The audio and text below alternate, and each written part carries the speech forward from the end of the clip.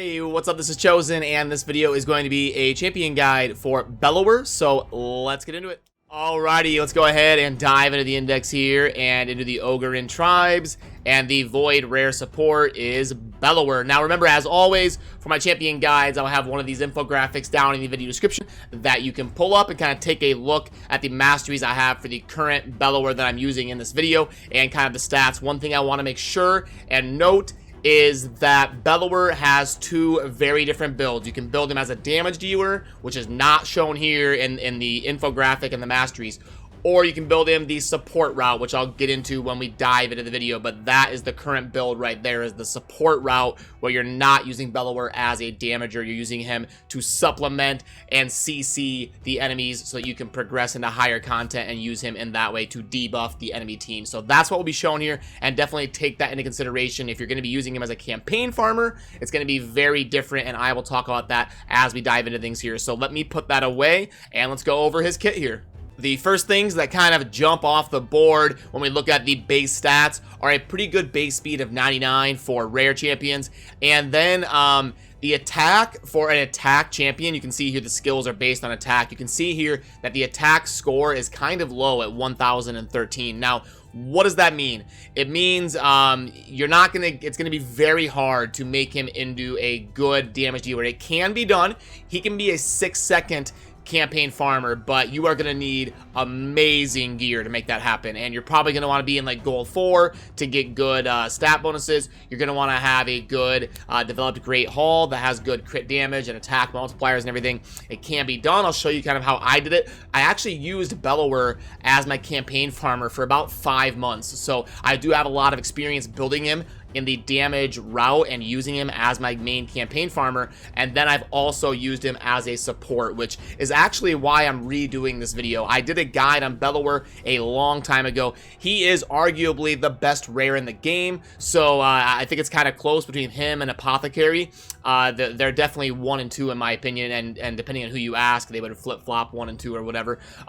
But yeah, that's why I wanted to redo this, because I have a lot more perspective in terms of using him in multiple different ways, building him in multiple different ways, and I understand the champion a lot more in terms of the multiple routes you can go with him. So I'm hoping that I can kind of convey some of that experience to you guys, because Bellower is such an important champion to get accurate information out there about, because he's so commonly used and commonly asked about, and he's a rare champion, so he's more easily accessible than epics and legendaries. So I want to make sure to have as good of a video as possible out there about him, so I'm actually redoing it. And we've got an A1 here that is AoE. We love AoE A1s. It provides a lot of utility in terms of using debuff sets like a stun or a sleep or something, and it also has a chance to block cooldown skills that we can book up to 30%, which is amazing on an A1. That's so much utility. Block cooldown skills and AoE pairing with all sorts of different utility. That's an amazing A1 for a rare. And then for the A2, we've got another AoE with a 50% chance of placing a 15% decreased speed debuff for 2 turns that we can get to a 3-turn cooldown. So again, decreasing the enemy's speed, helping your team get a lot more turns in and cranking out value as opposed to your opponents. So a very good A2 here. And then we've got Bowl Over. Now his A3 does have a decent multiplier. It's going to hit decently hard. It's the easiest ability to one-shot the enemies with in the campaign if you're building him as a campaign farmer. It's going to be a 4-turn when booked AoE with a 75% chance that we can book to 100 of placing a 25% decreased attack debuff for 2 turns, and a 75% chance we can book to 100 of placing a 30% decreased defense debuff for 2 turns. So we get the small version of decreased attack and decreased defense, and we get decreased speed. So 3 vital debuffs in terms of CCing dungeon waves and faction wars waves, and even pretty decent in the arena. You got the decreased speed,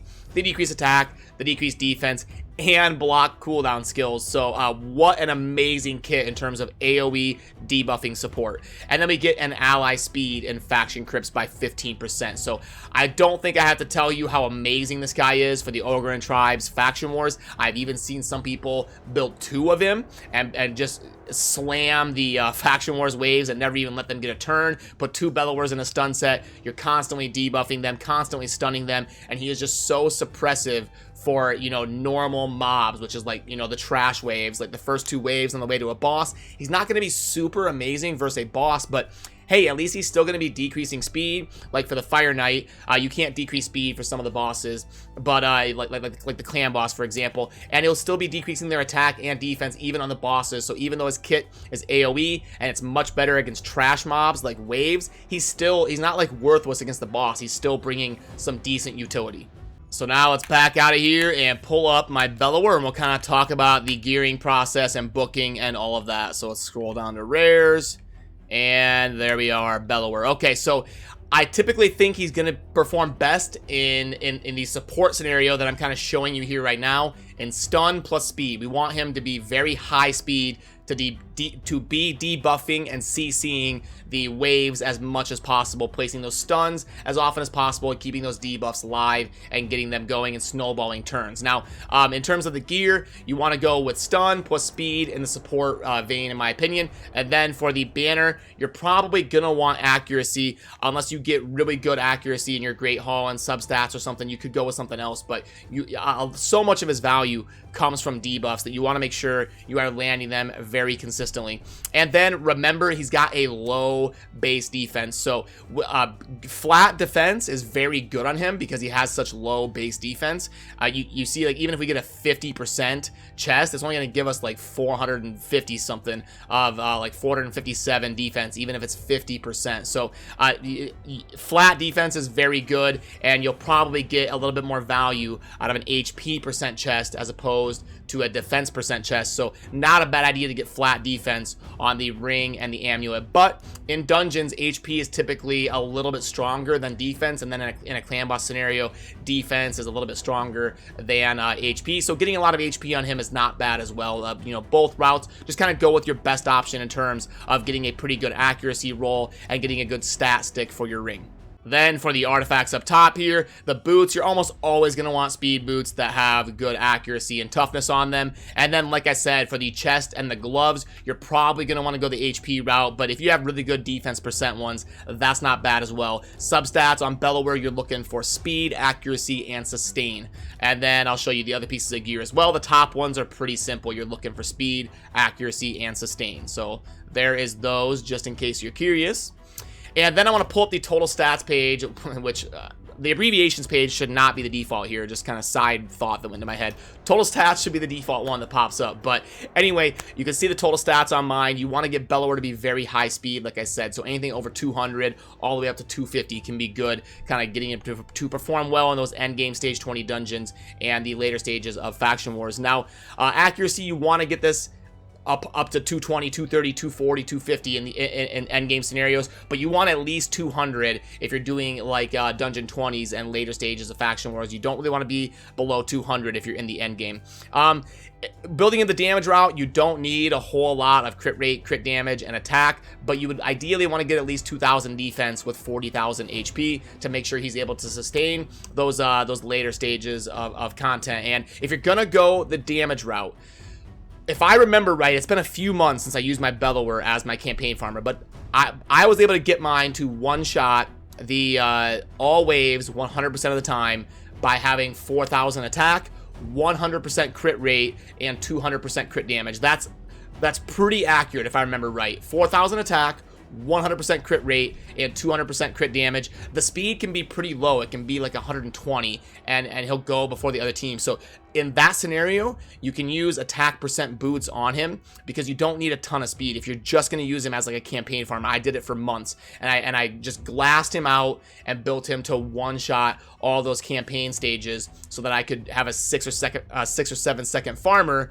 and be able to slam through XP as fast as possible while I was developing my account. I have since got a better campaign farmer in Queen Ava, so then I stripped down my Bellower and built him as a more utility support to help me progress in Faction Wars and build my all rare teams, like for the Dragon tournament they did when I used Kale, Coldheart, Apothecary, Bellower, and War Maiden to clear the dragon, and Bellower was a massive part of that in terms, and I'll actually show you that team here once I'm done going over Bellower and getting into his masteries and everything. So while we're on the subject of masteries, I will pop it up and explain this here. The first thing I want to make note of is Fearsome Presence is incredible on Bellower if you're giving him the stun set, which I think is the best general way to use him, because the stun set is a default of 18. If we get this 5%, we can take that from 18 to 23, which is so impactful. Going from like 90 to 95, you might not feel it as much, but going from 18 to 23, you really feel that 5%. So if you're going to build him in the support vein that I'm kind of showcasing here, you definitely want to consider going for this fearsome presence route. And then you're just going for your standard kind of support tree here to get Evil Eye. It's amazing for Dungeons and Faction Wars. You know, the Master Hexer here, and the Sniper, in terms of his abilities and placing them, the Sniper is really going to help for the block cooldown skills and get a lot more value out of that A1. And your other ones, when they're booked, are going to, you know, be pretty high chances anyway, but we do get a little bit of value out of the Sniper on the A2 as well. So it's a pretty good route to go with him, and it's not going to help with the bowl over if it's booked, because those are going to be 100% no matter what. But for the A1 and the A2, the Sniper here can be a very good debuff to, or not debuff, a very good mastery to pick up as well. But yeah, those are all down in the video description and you know, in the infographic. If you want to pull it up and see the masteries, you can either pause the video right now and see them, or you can pull up that infographic and I'll have, you know, a full breakdown of the masteries. But do remember, if you're gonna build him as a campaign farmer, you're gonna want to go offense and probably get the crit damage, because you're gonna want to get him up to 200% crit damage. And that's actually why in my Great Hall, you can see here my Void, I actually spent a little bit developing my attack and my Void crit damage, is because I was really trying to get my Bellower to do as much damage as possible, so I could one-shot that wave of the last wave of the campaign farm. The Lord Shazar is typically the toughest one to kill. On 12-3, you have to do 19,500 something damage to kill that last Lord Shazar, and that is the toughest sticking point. And I was really trying to get my Bellower to hit as hard as possible, and that's why you know, back in the day I invested a lot to make that happen and get my coveted 6 or 7 second campaign farmer. But yeah, let's go back and cover the booking process about Bellower before we move on to showing him in action here. So if you can see skills, now first of all, he is definitely worth all of, yeah, I think he takes 12 books, 4, 4, 4. Yeah, so he takes 12 books and he is definitely worth the rare books. You're not gonna be wrong to go ahead and max out. And why don't I have my, I just noticed I don't have my Bellower maxed out. Are you kidding me? I just noticed this live. I never even thought to look. Oh my gosh, I have like 350 rare books and I don't have my Bellower maxed out. You gotta be kidding me. So that must be from back in the day when I was trying to really conserve books, like 10 months ago. That is so funny. I never even looked. I assumed I had it maxed out. Okay, anyway, Bellower is worth the books, and those are actually decently impactful on the A1. If you can go from a 20% to a 30% on the block cooldown skills, wow, I just made my Bellower a lot better. So basically, long story short, the cooldown is super impactful. The cooldown is super impactful. The 10% debuff chance on the block cooldown is super impactful. So you want to spend the books on your Bellower. He is worth all 12 of them, and that is so funny that I just noticed that I had never even maxed mine out when I have 350 rare books. But yeah, let's back out and show Bellower in action here. I'll kind of feature him in my free-to-play Dragon team. The Dragon is probably the most important dungeon, and this is kind of a free-to-play, friendly, all-rare type team that I built. And I actually did a dedicated video showcasing this Dragon team. It has an average clear time of 1:42, and it is all rare. And Bellower is the hard carry for this team. He's got so much CC. You can see the look at all those debuffs that Bellower placed on the enemies. Break in attack, break in defense, decrease in speed. We've got stun on a couple of them. They barely ever get a turn. Bellower is so suppressive in any sort of wave scenario like this, which is dungeons and faction wars. He allows you to bring people like Coldheart and Kayle and War Maiden and damage dealers and allow them to stay alive. Now there is some runs where you might get some horrible RNG, and you know, he doesn't get like a bunch of stuns to land. You can see there he placed 1 stun out of 5 opportunities, but you can get really bad RG where some stun, you know, that one run out of like 20 where a stun just doesn't place or something, and my Coldheart might fall over to one of these Hordens. You can see it got close there, but 9 times out of 10 it's smooth sailing, and we can complete the run in about 1:40 to 1:45. And even if Coldheart dies or something, we can still do it in about 2 minutes, so it's not like a make or break type thing. But yeah, this free-to-play friendly team featuring Bellower usually gets to the Dragon in about 1 minute, and drops him in about 1:45. And do realize that, you know, I have pretty good gear and Town Hall, or Great Hall bonuses. Town Hall, there's my Clash of Clans days coming out. But I have good Great Hall bonuses, and I'm in Gold 4 with good gear. So, you know, it's going to be hard for you to replicate these exact results. But if you keep developing your account and keep getting better gear and working on your Great Hall and all that, you can get to this point because these champions are rares. So it's a little bit more realistic that you can get to this point someday if you keep working on developing your account. So there you can see the Cold Heart falling over. And Bellower keeping some decent debuffs up there against the boss. He's obviously not as amazing in a boss scenario, but he's so suppressive against the waves that he enables me to, you know, do the content and kind of progress with an all-rare team. So many debuffs on the boss, and there we go. It falls over. We got some potential here. 5-star epic, flat stat. It is a fat rip there. And I also want to show you Bellower in my Faction Wars team because he can be a super carry there as well. And right now with my team, I speed farm stage 18. Let's do it in 2 minutes. I can probably get to stage 21 if I work on my team, but it's going to take you know, some more book and some higher gear investments. But I can probably get to that point, especially if I manual it. But with this team, you know, Bellower is a super carry. Tons of CC, and enables me to kind of speed farm one of the higher levels to get really good glyphs. And my team is basically built around all of these debuffs and constant suppression of the enemy team, and we're able to just kind of bowl them over here with a Bellower. So yeah, he's one of the best rares in the game for Faction Wars, and he's one of the rare ones that are actually worth building 2 of. You know, I get that question a lot: is, hey, I got another so-and-so, is it worth building 2? And typically the answer is no, but Bellower is one of the few where it's like, maybe. I mean, he can really help you progress in all those dungeons by suppressing the waves, and he's so incredible in Faction Wars that it can actually be viable to invest in 2 Bellowers. Remember, he's a rare, so the books are a little bit more common, and it's a lot cheaper to ascend him and all of that. So with him being a cheap rare, and having so much general utility and multiple different builds, you could even build one as like your campaign farmer if you got him super glass cannoned out, and build another one as your kind of suppression support. That would be a good route too. So Bellower, one of the rare few champions you can kind of count on one hand that would actually have a really good argument for investing in 2 of them and not just one. So that's another kind of cool thing that's interesting about Bellower. But yeah, we should finish this run here in about 30 seconds. Just wanted to kind of show you Bellower in action in a couple different scenarios, and then we'll get into kind of grading him in the in-game system here and talking about him in every general area. There we go.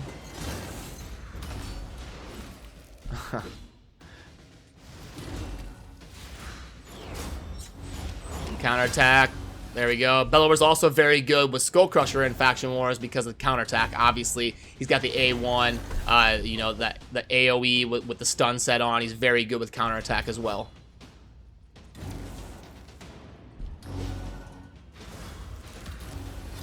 Oh no, the block damage. The block damage, I'm getting memed on here. I needed to land a stun on the Seer there to not get the block damage to go live. There we go. There's a bunch of debuffs and a stun on the Seer. And then the AoE buff strip there. Now we're rolling. But obviously the, what is that, a Nezana? It's got to be a Nezana. I can't tell when they're HP burned. Or is that a Baroness? It might be an Infernal Baroness. Anyway, we burned him down. We did it. Stage 18 in 2.5 minutes. Kind of featuring Bellow here. You can see here he doesn't do a whole lot of damage. Ignatius is kind of the main source of damage. But just another instance of how amazing Bellower is in terms of CCing content.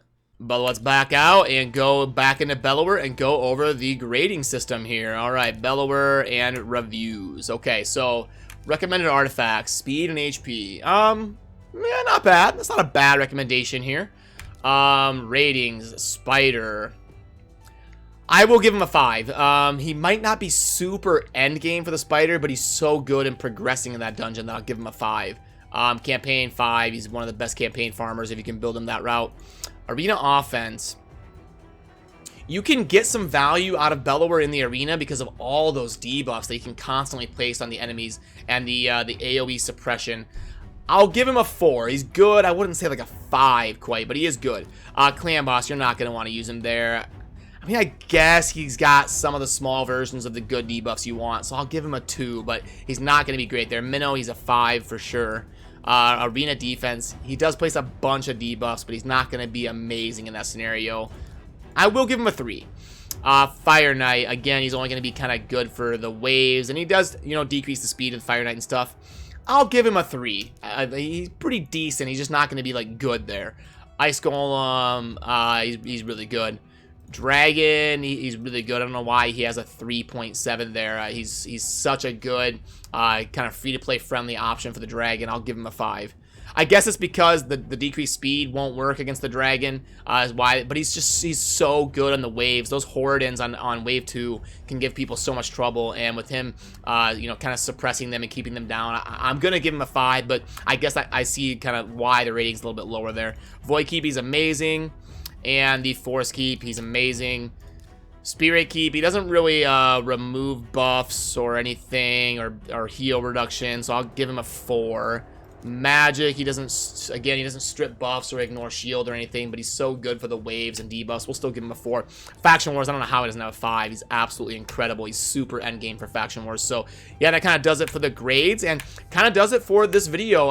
You know, it was really fun kind of taking another look into Bellower. And one thing I do want to note really quick before I end the video is there is a super speed route you can go with Bellower in terms of if you're a newer player and you can't get his stats to that 4,000 attack, 100% crit rate, 200% crit damage, and you just can't quite one-shot the waves. There is like an 11 or 12 second campaign farm build with him that is a speed build. It's a lot more forgiving because you can get 2 attacks every round. So it's been so many months since I've done that build, but I want to say it's like 180 speed.